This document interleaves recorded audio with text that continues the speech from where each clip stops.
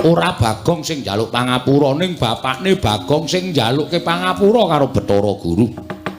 Supaya anakku Bagong aja nganti diboyong eneng kayangan. Aja nganti diwenehi pidana merga nggone wis keladuk wani nibake sumpah. Aja ya Guru ene ana pangapura. Ngapa to, Pak? Aku arep dijak nang ndi ya, Pak? Kowe arep digawa ning kayangan. Alhamdulillah. Cah kae radong kok ya. Kowe kok malah alhamdulillah ki apa? Weh lah, arang-arang wong sing ngerti kayangan ki. Pukulan, kula sagah dipun beta wonten kayangan. Kok tapuk sandal cangkemmu. Ngapa ya, Pak? Ngapa ya, Pak? Kok ngapa ya, Pak? Terucat. Ngapa ya, Pak? Kowe diboyong Bathara Guru ning kayangan kuwi arep diwenehi pidana merga kowe wis tau tatesuki lagi wae sumpah. Nek kowe arep gugat ning kayangan nek ora entuk Prabeya nggone bakal bangun. Aku ra elek-elek karo kowe to. Lho edan. Sumpahku tekan kayangan, Pak.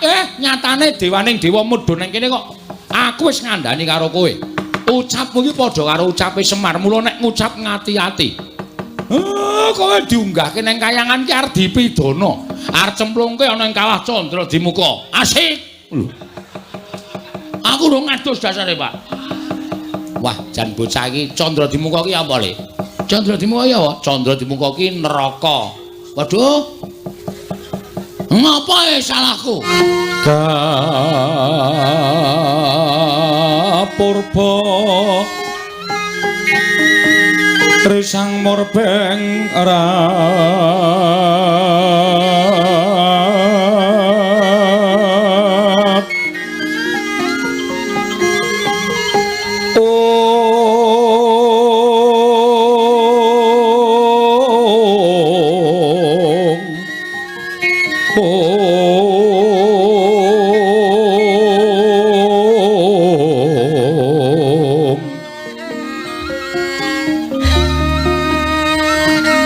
sahanane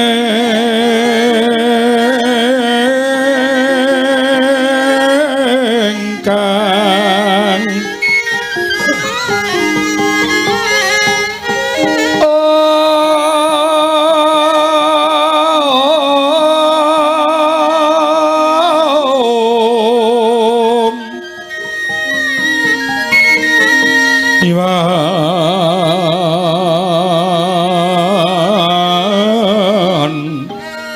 kanang sing tasih mawe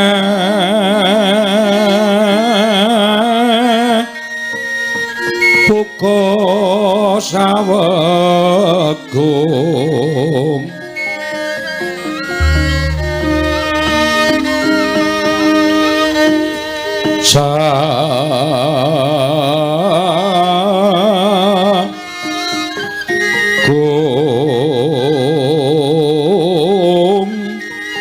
mering delahan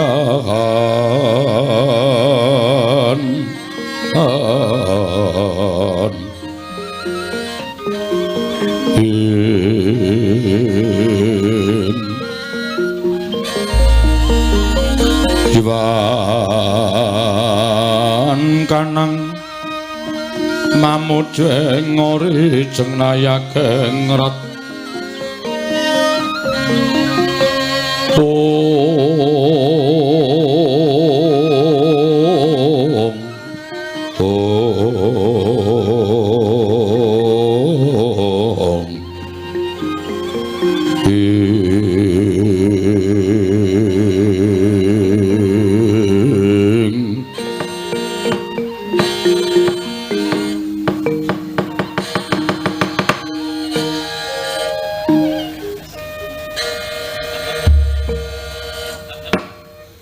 Niwang Sukmana mangadil luwe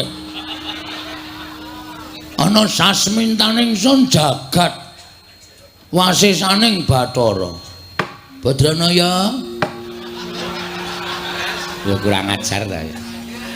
Ayo bapak yo diceruk ora nganggo Pak ki. Bapak Semar sawetara lenggah ana ing pendopo kabagongan padha raharja sapraptamu Semar. Ha, wedhus. Karo wong tuwa ora ngajeni babar blas. Kosek ora perkara ora ngajeni. Sampeyan rawuh mrene iki sing dadi tuan rumah aku. Carane kraton aku nalendrane sampeyan ratu sing rawuh ning negaraku. Dadi isih dhuwur aku derajate Bapak Semar. Sakarepmu, sakarepmu. Nek ana walate sangganen dhewe. Upama kewalat wis wingi-wingi, Mas. Nyatane tekan semrene aku ora tau kewalat karo kowe, berarti kowe ora malati. Jane diantarane cah siji kae jan mbuh kaya. Kowe iki jane ngopo to? Lah kok dadi aku tok wenehi undangan dina Rebo bar ngisak aku tok kon tekan ning omahmu ki tulisane tasakuran gendurenan. Lah besek endi? Ki wong nek gelem teko ming ana pangan ki ya kaya ngene iki. Nek teko jak omong-omongan ora tau gelem, rembugan sing apik-apik ora tau gelem, nek ana tulisane genduren menyang nomor 1. Jebul aku diapusi. Rawuhe bapak wilujeng, Mbak. Lah, ngono kuwi tak wangsuli slamet. Lho, ateng pundi slamet? Tegese ora ana alangan sewiji apa. Syukur, pangestuku tampan ana ya, Semar. Ya, kowe iki ngaturke bekti orang mengestoni sekali-sekali. Ora masalah. 6 wonten Jawa. Ngaturke bekti karo maratuwa. Inggih, napa pun rawuh. Lho, lah iki apa? Nang ngarep dhewe iki mbegogok iki. Mula kacamata ribenmu ki uculana. Wis peteng isih nganggo kacamata riben. Bapak Semar kula ingkang putra mantu ngaturaken bekti kula kunjuk Bapak Semar. Bojomu subur men. Wong tuwa tuas. Sing dimatke ming bojone. Ijolani Waduh ora. Iya, tak tampa. Mengestune bapak tampanana ya. Kula pundi nggo cimat paripih dayana ning kasantosan Rama dipun sekecaken anggenipun lenggah. Kowe iki ra ndek apa-apa apa piye? Bapakne maratuwa teka kok blas ora ana sing metu. Sumure asat. Rak ya. Kowe iki ra lengganan pam. Pam apa? Ora nyambayar dipedhot plempeme. Wis sekecake tanpa dahar, tanpa ngunjuk ana tetembungan wareg sing tanpa mangan, seger sing tanpa ngombe. Ha ta, Pak? Ah iya, iya. Nala gareng padha raja sapraptamu. Kamas telek. Nala gareng padha raja sapraptamu. Slamet, Gong, slamet. Nering sambikala tekaku. Pangestuku tampanana ya nala gareng. Ya tak tampa wis ndak gelo atine. Petruk. Slamet, Truk. Pamujimu slamet, Le. Le sapa? Bagong aku nek nyeluk kowe ya Le to. Bagong ngono. Iki nang kekuasaanku kowe. Iya. Wah, pendapamu apik. Ngece. Mbok kira berake nyumbang gendeng. Pendopo separo, gendeng separo seng kok. Wah iki ngece. Selamat tekamu to. Selamat. Pamujiku ya, Gong. Heeh. Nang apa, Bagong? Kok kowe kok kadingaren lagi pisanan kok jejere wis Bagong. Aja nyalake aku, Pak. Nyalake sing njaluk lakon. Dadi iki disetremeng upama aku kuwi diluputke, luput sing njaluk lakon. Iki lakon ora ana, Pak. kudu tak karang dhewe.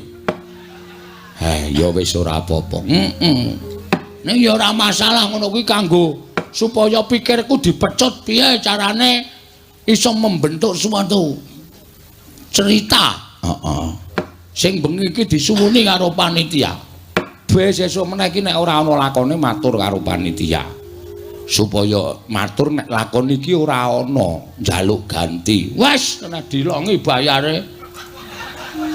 Wis kudu dilakoni apa-apa ki ana tetembungan dalang ora kurang lakon. Ha iya. Andra ingkang puspita. Kosek. Urung-urung kok wis suluk ya piye? Iki wose wigati iki dikandhake sikik terus lagi mengko Handra ingkang. Wah iya rung tau melu jejer. Iya. Bagong kowe iki jane duwe niat apa? Mengkene, Pak.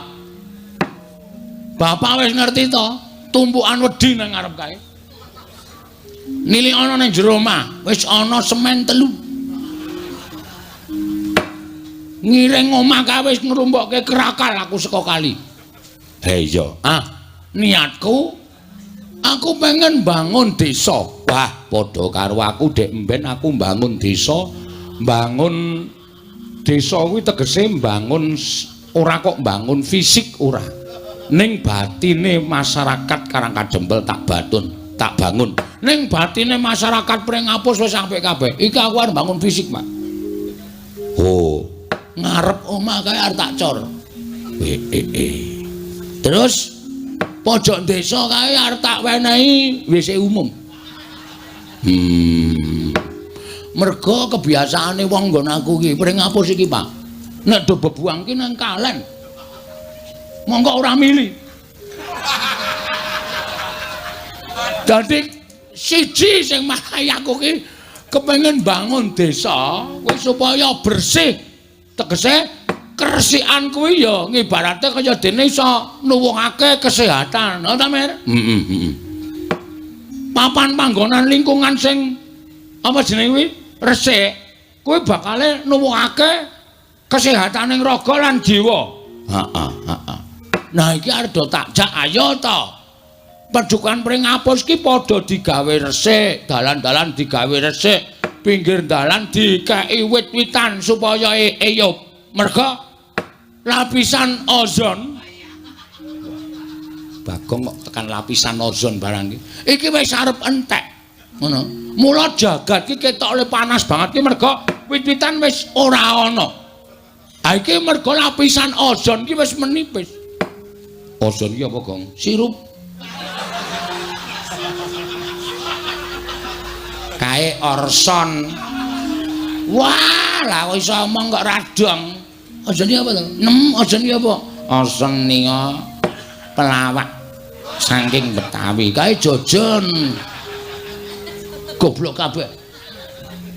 Lapisan sing melapisi ngantariksa. Mantap, Pak? Wis. Mbah perkara bener apa luput? Sing penting aku iso ndelaske ya, Pak. Ha iki arep tak bangun.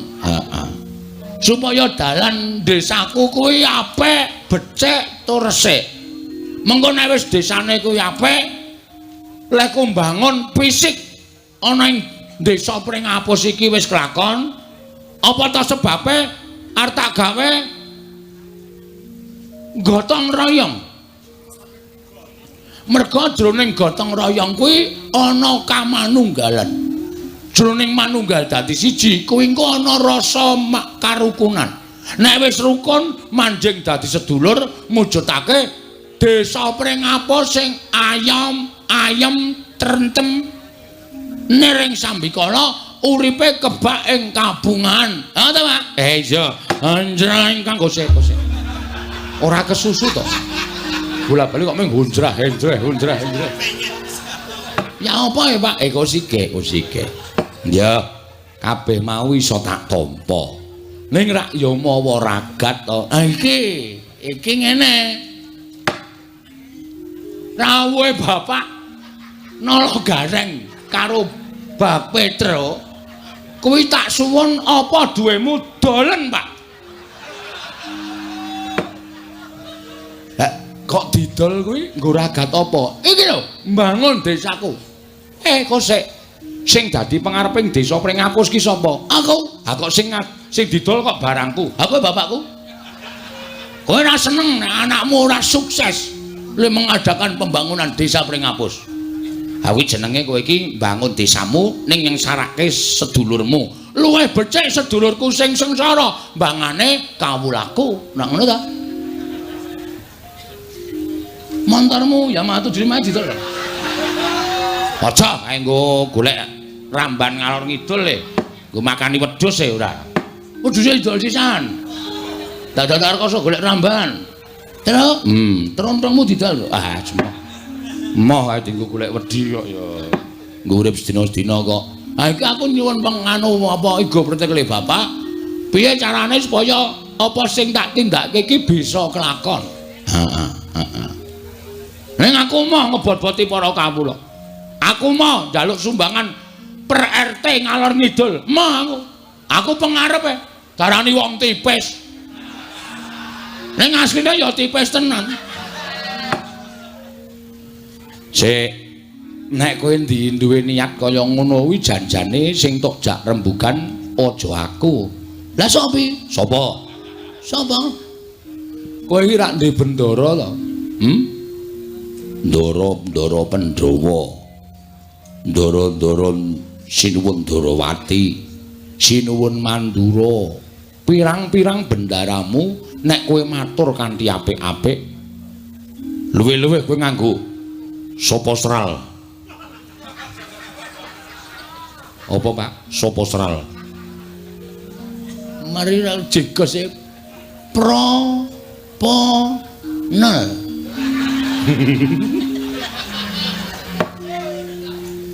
Proposal ya goblok. Proposal. Daturke ndara-ndara. Mengko mesti entuk dana saka ndaramu Pandhawa. Aku isin, Pak. Aku wis terlalu membuat gawe ndara-ndara iki kabotan mergo duwe abdi aku. Aku mau aku. Lakon lan orane nggonku mbangun desa iki ya ming mergo saka aku, ora ya saka aku. Mergo wis tak dadaki, Pak. Terus bojoku pek tukunen terus. Nek carane ngenten menika kula mah, kula wegah nek carane ngenten iki. Kula mah nek carane ngenten iki. Lara ati kula. Ora ditanyal-tanyalke ngono iki lho. Sore-sore kok gawe hawa. Terus piye? Aduh, mambeng atiku, Pak. Hendra ingkang iki puspitorum.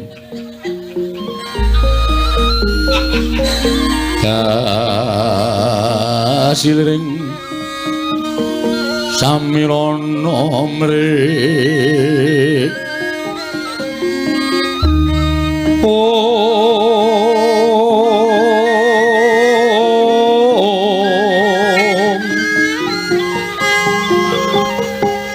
Sekar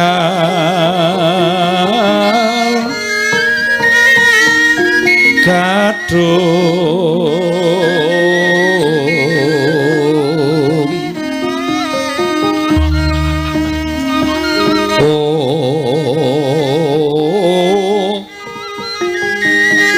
ngas kandanya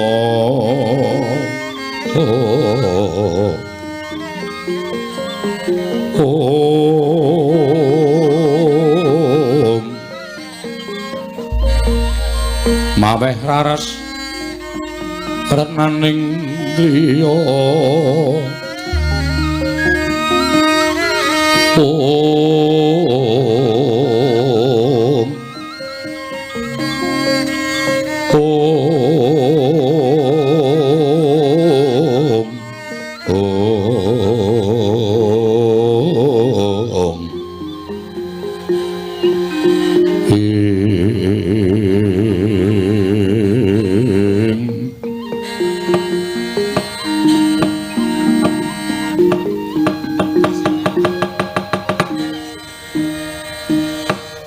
Susah aku, Pak. Susah tenan aku. Aku kebacut biawarake mring kawula sak desa Pringapus tak kelumpukke nang omahku ngene. Aku nyewa to sistem. Sound system, tak wara-warake. Aku kepengin gawe kesejahteraane masyarakat sarana aku mbangun Pringapus.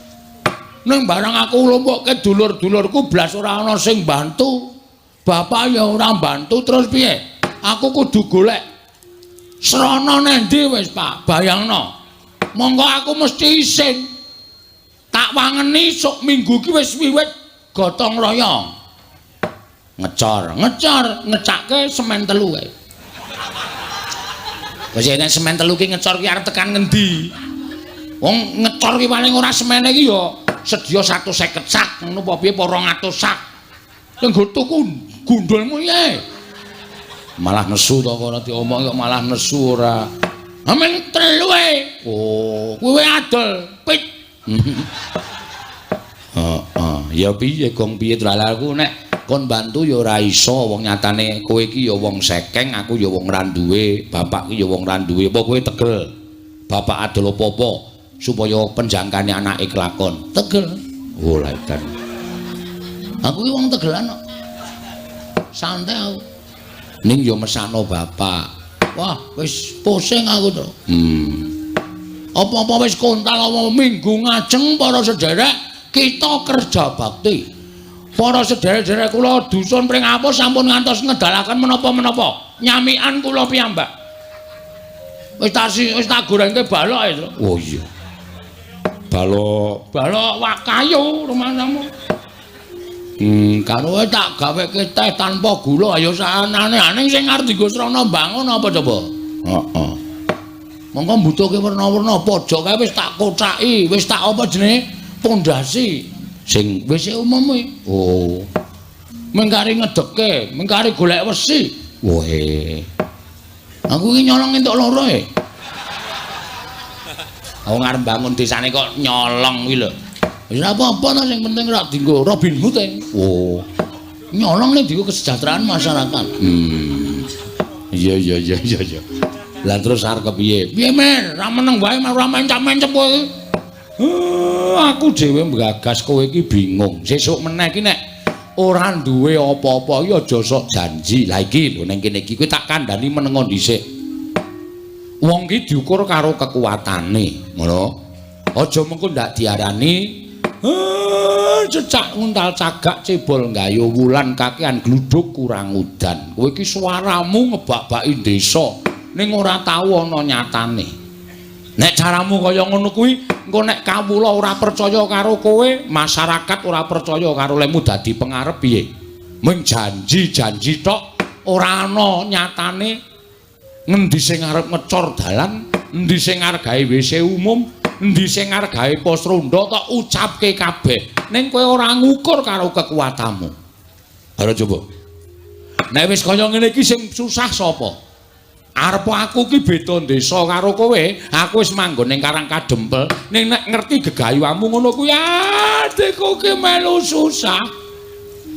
Mikir mergo kowe iki anakku nek nganti apa sing dilakoni anakku ora kelakon, kowe wirang. Apa rumangsamu kowe ora mirang-mirangke Semar? Heeh. Bagong kae sapa to? Anake Semar. Memper wong bapakne wae ya kaya ngono. Ora mung mirang-mirangke bapak. Kakangmu loro iki tok wirang-wirangke kabeh. Kae dulure sapa? Dulure Gareng. Kae adine sapa? Adine Petruk.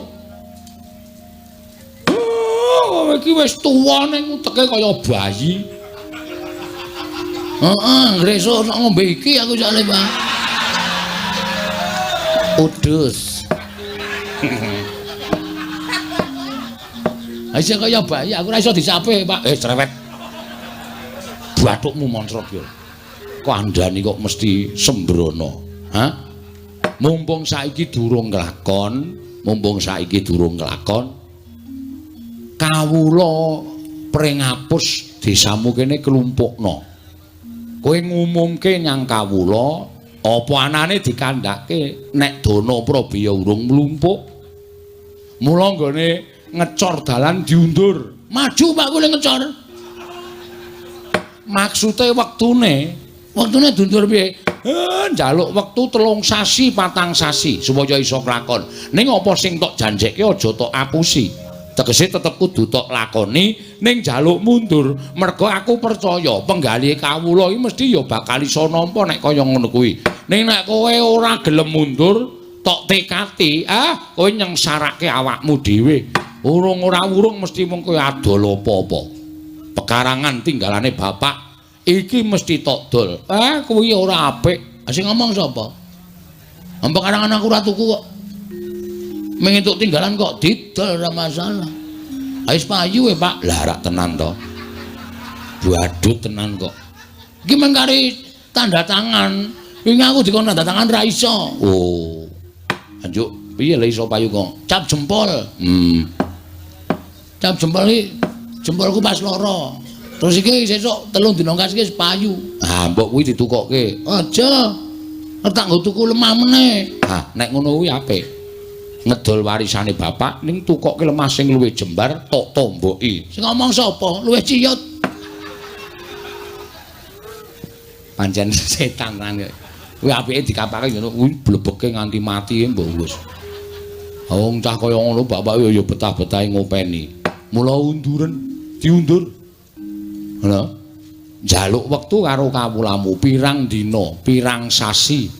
Sak kuwate, sak mlumpuke dhuwitmu. Isin aku, Pak.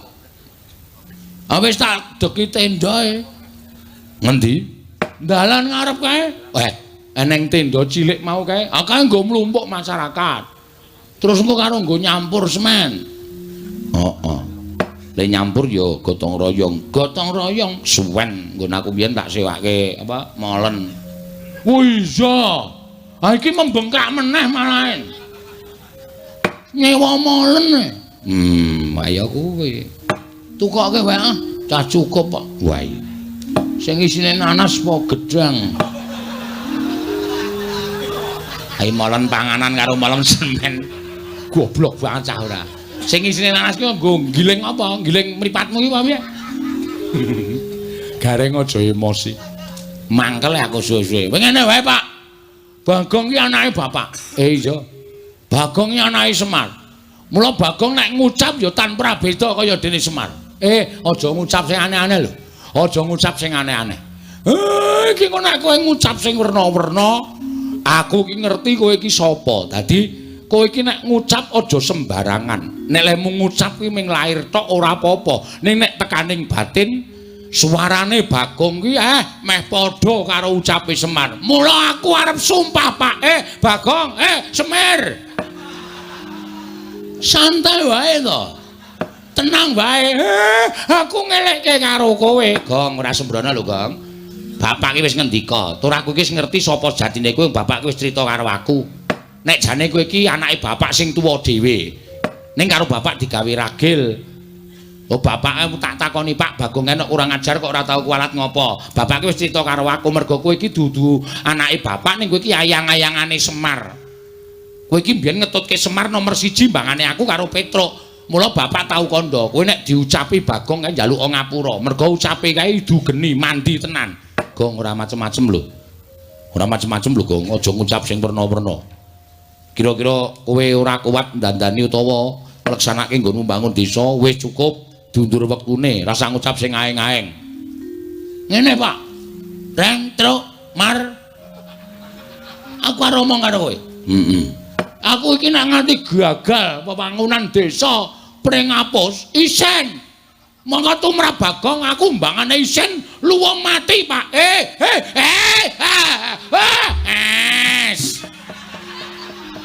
Ngendika sing apik. Kowe mundur nem. Tutuk ketel ndasmu lho. Tenan aku trimo mati tenan, Pak. Yakin aku ora goroh, aku ora macem-macem. Nek nganti aku ora kelakon nggone mbangun desaku iki,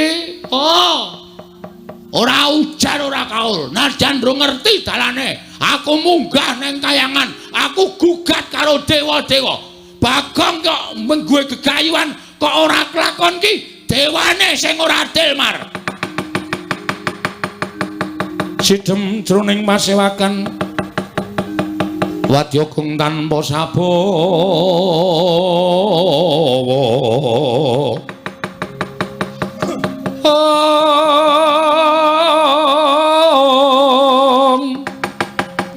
kaprapan dening Sang Nalendra Tama mango-mango-mangonengi lerwu sing duka cipta Perbuti Mandana raras ing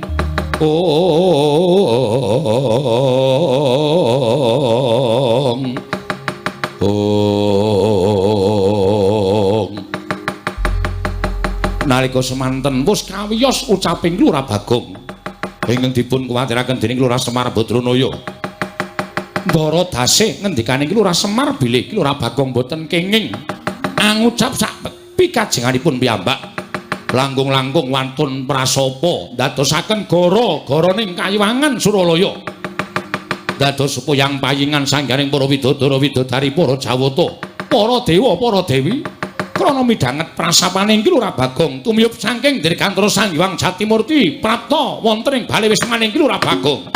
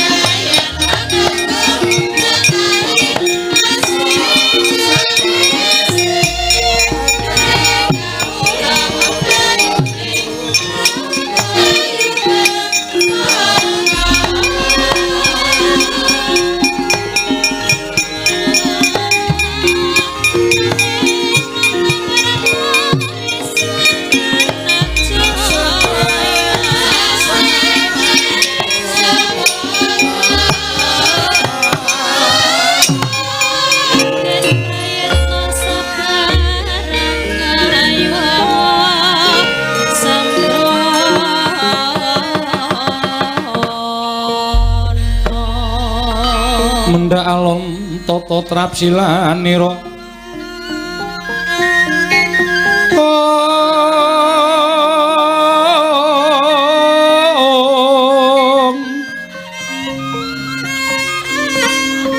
ngacomaken astanira kalih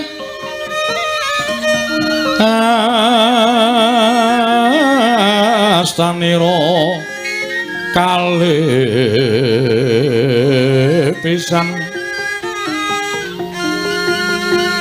yen ngandika magawe obranta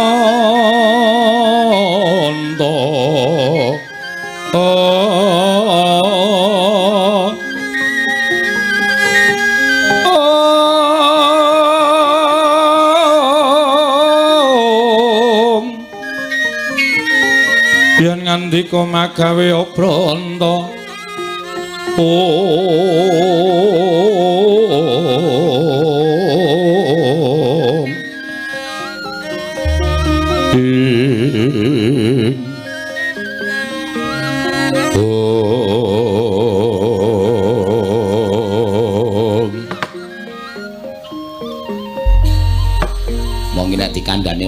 Prabu ya wis kaya ngono kuwi. Bareng Bagong muni aku trima mati munggah ning kayangan gugat ning kayangan Warataya. Iwang Pikulun Bathara Guru Tra. Mbah Bagong ngandhan-kandhanane ngeyel ning ora apa-apa. Mbok menapa bapak iso wangsulan wong Iwang Pikulun Bathara Guru kuwi adine bapak. Iya ya muga-muga iso dirembuk. Kok ana wong kok malak. Malak piye? Kancane tangane loro kok iki papat. Ya edian rene. Karo sapa-sapa kok ora ndi. Gong wer. Tok petok. Iki Bathara Guru ya, Nyok. Weh. Lho kok yaene lagi menyang. Murid lek ngenteni ra ya Ciraka to. Wedhus. Kuwi Bathara Guru, dewaning para dewa sing lenggah ana ing kayangan. Walah Kulon Praga. Kulon Praga ngendi ajare Sri Kayangan. Kayangan Suralaya. Lho ya apa, Cak? Kok Cak piye? Jare Surabaya. Kuping iki nek bosok ora. Suralaya, Sang Hyang Manikmaya. Ya Jatimurti kuwi adine bapak. Wah. Slamet, Om. Wah, aku kok malah merindang-merinding ya, Tru. Aku sing keweden ki aku Bagong kok ya kepenak wae lho. Heeh, aku ya gumun. Om Wilahing. Lho, malah janturan. Awikno Mastu namat sidam. Bagong. Halus banget. Wangsulan.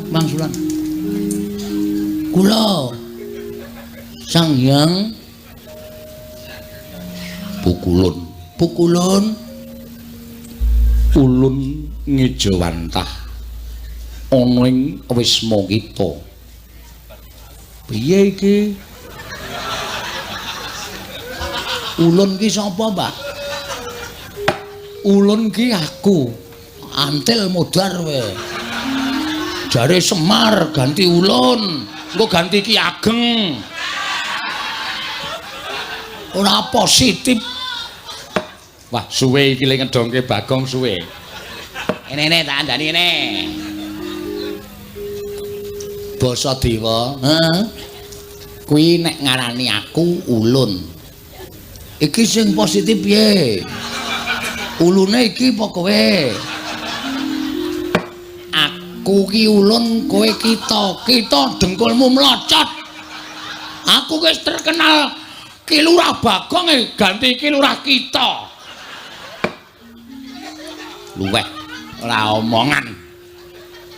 Bagong, dalem Ulun kuwi aku. Telu saiki. Ki Ulun. Kita kuwi kowe. Ora masalah, aku kita dhewe ora masalah kok. Dibot telu ya ora masalah. Pak, kowe iki wae sing ngendika, Pak, nek Bagong ora rampung-rampung. Kakang Semar. Apa Guru? Kula ingkang sowan Kakang. Iya.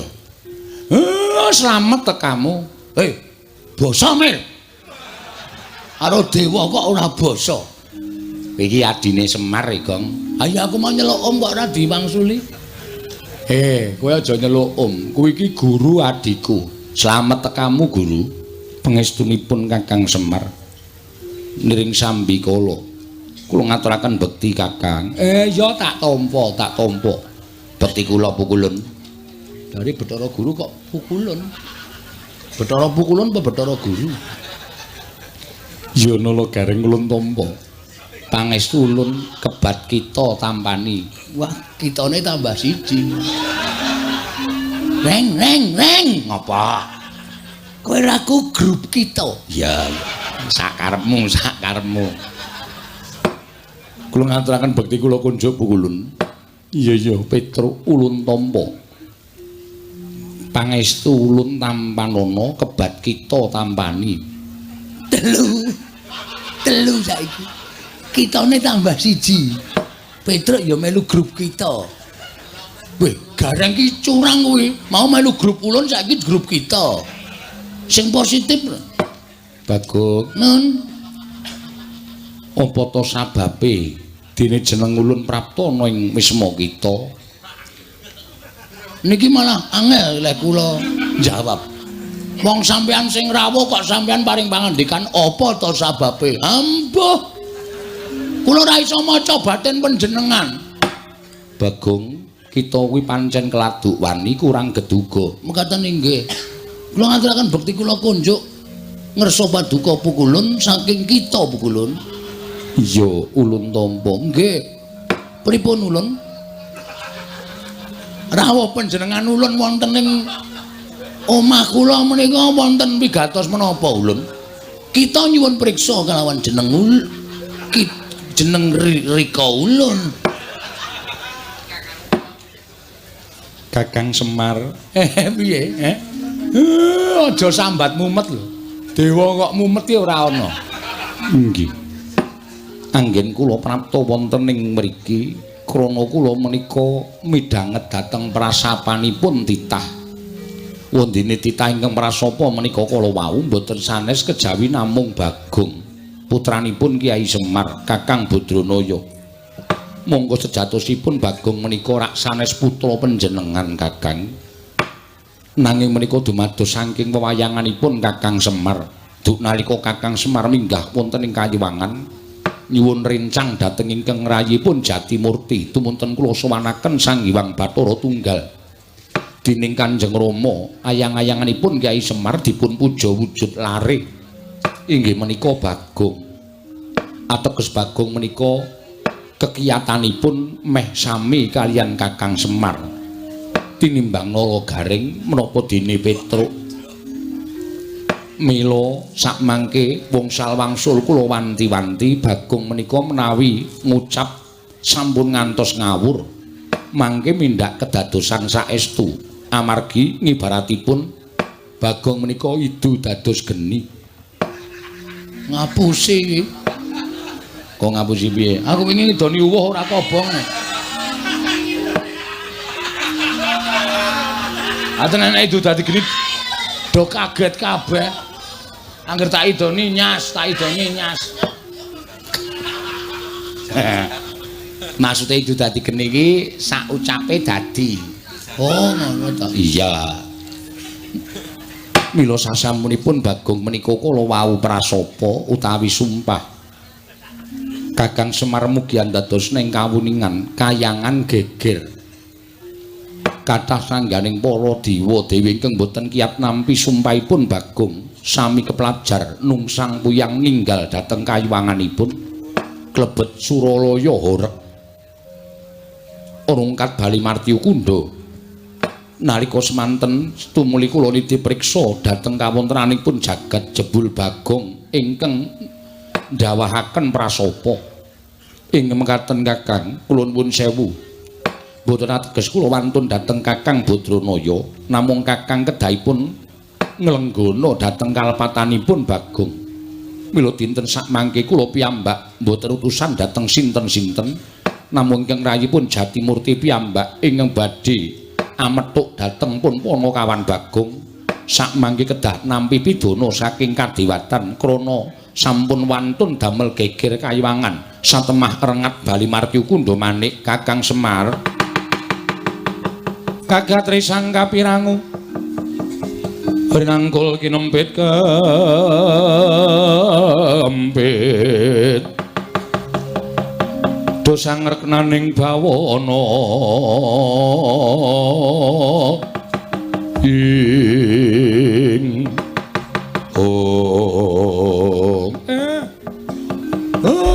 pancen aku nglenggono lupute anakku pancen wis pancen disengaja. Mula guru mbok ya aku wene ana pangapura. Ora Bagong sing njaluk pangapura ning bapakne Bagong sing njalukke pangapura karo Bathara Guru. Supaya anakku Bagong aja nganti diboyong eneng kayangan. Aja nganti diwenehi pidana merga nggone wis keladuk wani nibakake sumpah. Aja ya guru ene ana pangapura. Ngapa to, Pak? Aku arep dijak nang ndi ya, Pak? Kowe arep digawa ning kayangan. Alhamdulillah. Cah kae radong kok ya. Kowe kok malah alhamdulillah ki apa? Weh lah, arang-arang wong sing ngerti kayangan ki. Pukulan kula sagah dipun beto wonten kayangan. Kok tapuk sandal cangkemmu. Ngapa ya, Pak? Ngapa ya, Pak? Kok ngapa ya, Pak? Terucat. Ngapa ya, Pak? Kowe diboyong Bathara Guru ning kayangan kuwi arep diwenehi pidana merga kowe wis tau tatesuki lagi wae sumpah. Nek kowe arep gugat ning kayangan nek ora entuk Prabeya nggone bakal bangun.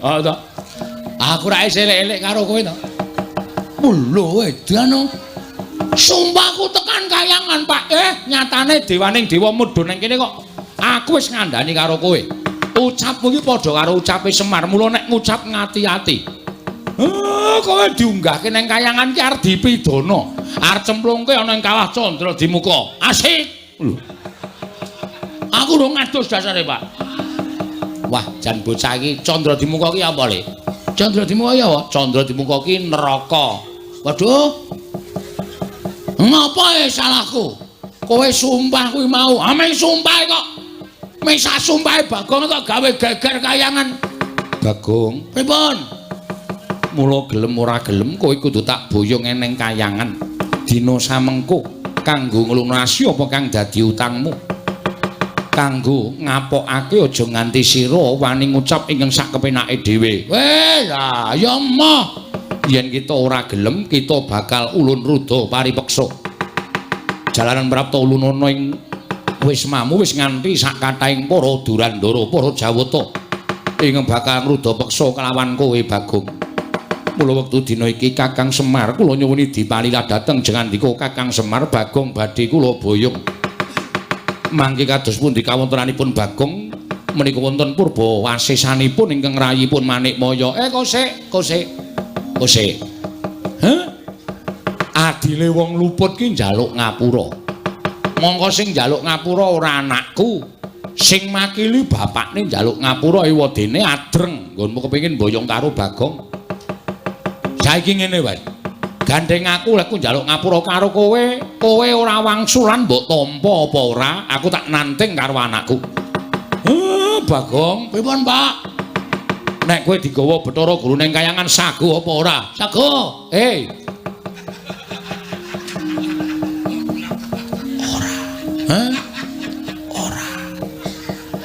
Ora. Engko.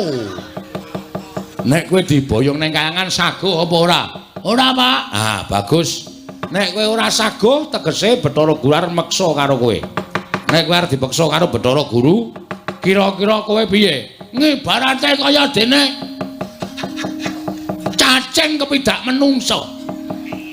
Kecekel tukang mancing. Dinggo umpan. Ora tekan gone kanggo nglawaton ngomong wae. Cacing kepidak menungso ki ngolet. Butuh bales, Pak. Aku ki menungso.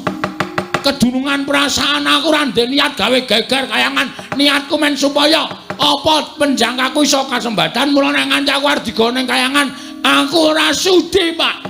Aku moh nek aku dinikah Bathara Guru. Kowe krungu dhewe to. Bagong anakku ora gelem tok gawa ning kayangan. Mula gandeng Bagong ora gelem, aku bapakne ya mbudidaya supaya kowe aja nganti kelakon boyong karo anakku. Mrai ngaten kula nyuwun pangapunten menawi kula kedah wantun kalian Kakang Semar. Kowe iki wani karo aku ki jane wis ket biyen. Ming merga mbok kowe nggunakake tata krama basa sing alus, ning jane Semar iso maca legetaning atimu aku wis iso maca. Kowe wiwit aku ijik mapan ning kayangan ki jane kowe sengit karo aku, mula aku tok setrakake kanthi cara tok wadul karo bapak Sang Hyang Bathara Tunggal. Aku mbok arani kepengin dadi dewaning para dewa, terus aku mbok fitnah. Kowe matur karo Sang Hyang Tunggal nek Semar karo utawa Esmaya karo Tejamaya do gelut padha rebutan kepengin dadi dewaning para dewa. Tumuli aku dihukum dening Sang Hyang Tunggal. kon mangan pagering gunung jagat sisih wetan lan kon mangan pagering gunung jagat sisih kulon nganti bubrah ragaku kaya ngene tumuli aku mudhun ning kayangan terus panjang kamu kelakon dadi ratu ning para dewa janjane kowe iki ragil ora duwe hak tumrap ing kayangan ning merga saka pokal gawemu nganti aku disingkirke saka kayangan ora merga kowe nduweni rasa gething keburu sengit karo Semar to ha Bathara Guru ulun boyong ning kayangan cemplungke sapiteng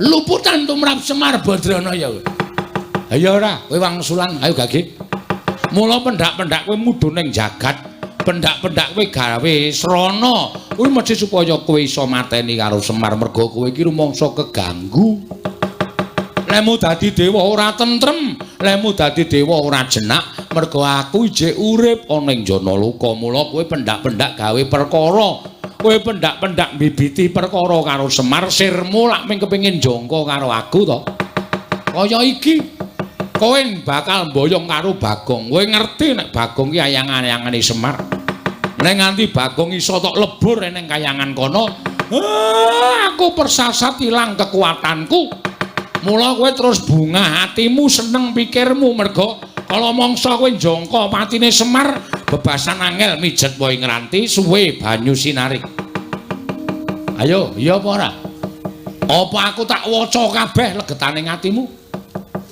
apa njaluk tak waca kabeh lehmu gawe gara-gara tok ucapake geger kayangan ki jane ora sepiro wa ming sak ucape Bagong ya bener kayangan ketaman hawa panas ning ora nganti para dewa padha mlayu saka kayangan kowe iki nek omong senengane ora mbok pikir kowe ngandhake dewa kena gara-gara sumpahing Bagong padha mlayu kok kowe ngandhake kula wis ngirit Wadyabala dewa tegese dewane dorane ndi-ndi to kowe pinter Semari asem gatekan wong iki apa sing diucapke wong iki iso dimbalikke dienggo menerjang mbok rasa omong kok aku sesuk mangkel lho omongmu. Kowe iki nek omong kowe waton ngawur tur waton njeplak cangkeme ora. Ayo. Ayo kowe arep wangsulan piye? Lah nek kowe nang kene mau ijen aku percaya kowe nek para dewa iki padha bubar ora karo-karuan. Ning kowe ngandhakake Kakang Semar nek Bagong mboten purun kula boyong kula rudha paripeksa amargi kula sampun beto Wadyabala Durandara Wadyabala Dewa. Lah tegese dewane do ora ngapa-ngapa to. Upama sumuk rak ming ngucul klambi to. Kowe senengane gedhek-gedhekke perkara. Nek sing salah rombong aku, mbuh Bagong, mbuh Gareng, mbuh Petruk, mbuh Pandhawa, mbok gedhek-gedhekke permasalahane, mbok gedhek-gedhekke perkarane. Pamrihmu bisa jangka ringkihe Semar. Bagong tak tamengi, Bagong tak betengi. Ayo boyongen anakku. Boyongen. Anakku Bagong boyongen neng kayangan. Waton kowe iso glindhengke mestakane Semar. Waton kowe iso glindhengke sirahe Semar kakangmu iki boyongen anakku Bagong. Gugu karepe dhewe kula besmi bali resmanipun Durang Agung Kakang Semar.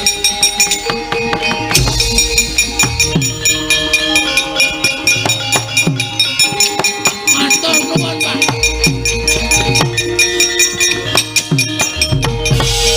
Sembah nuwun Pak, sembah nuwun. Nek mboten wonten Bapak, dados napa kula? Matur nuwun nggih Pak. Rai. Salahe ra wangsulan. Aku wis ben nek ora tak ngenekke ndak ora jarak perkara. Wong sing jarak perkara Bathara Guru iki perkarane titah kok senengane medhun melu-melu. Malah niki anu Pak, bebasan napa jenenge? Apa terus jenenge terus? Apa? Lho apa jenenge? Peribahasa lho. Peribahasa apa to? Sambil menyelam minum susu. Nah, minum air. Sambil menyelam minum air. Tegese ngene, Pak. Bathara Guru nek iso kalah jaluki Probaya nggo mbangun desa. Ada Pak, setuju ta, Pak?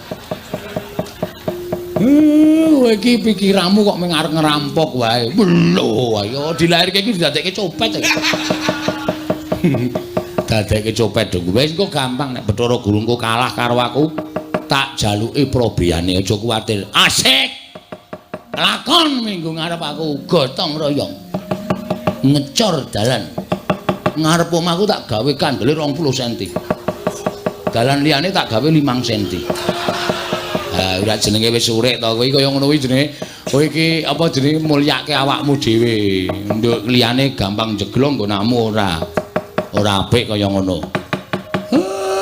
Bagong wis nek ngono kowe ora usah melu-melu. Petro dalem Pak. Rene. Bathukmu ndi? Enggak. Mungsuhmu engko ora baen-baen para dewa. Ya, nggih. Tak dilat mbun-bunamu, kowe ora kena lara luputing pati. Kowe ditamani gaman apa-apa ora temomo. Kowe mungsuh dewa menang bengi iki. Estu, Pak. Domongi kok. Matur nuwun. Adimu belani. Nggih, ngestakaken dawuh. Bun-bunan kula, Pak.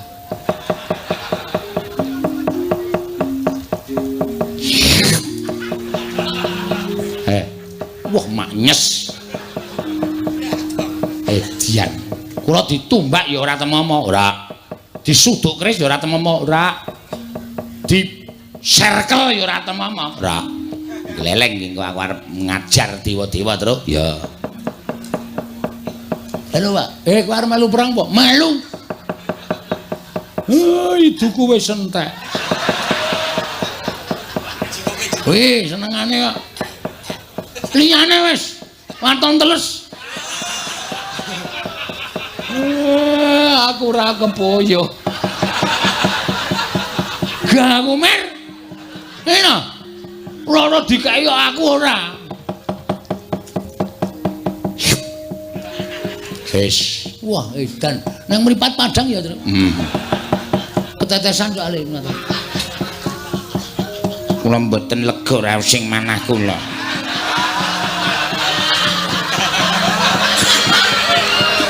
Menawi mboten belani iki Lurah Bagong. Bapak Marasepuh, kula nyuwun dipun dilat. Supados kula digdaya. Bagong piye iki? Ora apa-apa, Pak. Yakin? Iki anakmu apa? Iki anakmu padha karo kulit dagingmu. Kowe engko ndak duwe panyokra bawa sing ora-ora karo aku. Iki sing njaluk bojomu lho. Ora masalah, men bojoku gleleng. Ngombok menawa melu perang ya nem. Nggih. Monggo iki Lurah Semar kula aturi ndilat dhateng kula. Bagong piye, Bagong? Waduh piye ya? Nun, Bathuk. Oh nggih. Lali kula. Nyun pangapunten Bapak Semar nggih Bathuk. Ngono bungkuk ora.